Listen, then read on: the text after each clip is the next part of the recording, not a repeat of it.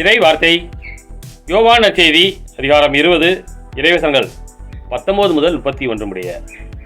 அன்று வாரத்தின் முதல் நாள், அது மாலை வேளை. யூதர்களுக்கு அஞ்சி சீடர்கள் தாங்கள் இருந்த இடத்தில் கதவுகளை மூடி வைத்திருந்தார்கள்.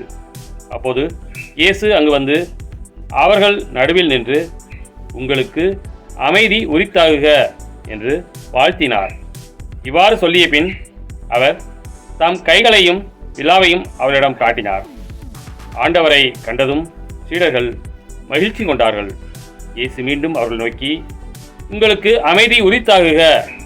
தந்தை என்னை அனுப்பியது போல நானும் உங்களை அனுப்புகிறேன் என்றார். இதை சொன்னபின் அவர் அவர்கள் மேல் ஊதி, தூய ஆவியை பெற்றுக்கொள்ளுங்கள்.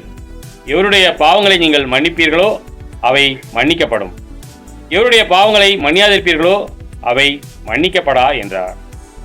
12 ஒருவரான திதிம் என்னும் தோமா இயேசு வந்தபோது அவர்களோடு இல்லை. மற்ற சீடர்கள் அவரிடம், ஆண்டவரை கண்டோம் என்றார்கள். தோமா அவளிடம், அவருடைய கைகளில் ஆணிகளால் ஏற்பட்ட தழும்பை பார்த்து, அதில் என் விரலை விட்டு அவர் விழாவில் என் கையை இட்டாலன்றி நான் நம்ப மாட்டேன் என்றார். 8 நாளுகளுக்கு பின் அவருடைய சீடர்கள் மீண்டும் உள்ளே கூடியிருந்தார்கள். அன்று தோமாவும் அவர்களோடு இருந்தார்.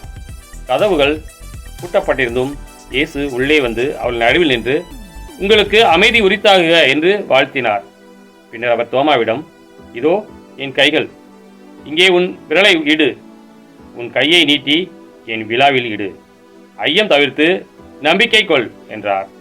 தோமா அவரை பார்த்து, நீரே என் ஆண்டவர், நீரே என் கடவுள் என்றார். இயேசு அவரிடம், நீ என்னை கண்டதால் நம்பினாய், காணாமலே நம்புவோர் பேறு பெற்றோர் என்றார். வேறு பல அரும் அடையாளங்களையும் இயேசு தம் சீடர்கள் முன்னிலையில் செய்தார். அவையெல்லாம் இந்நூலில் எழுதப்படவில்லை. இயேசுவே இறைமகனாகிய மெசியா என நீங்கள் நம்புவதற்காகவும் நம்பி அவர் பெயரால் வாழ்வு பெறுவதற்காகவுமே இந்நூலில் உள்ளவை எழுதப்பட்டுள்ளன. கிறிஸ்துவின் நற்செய்தி.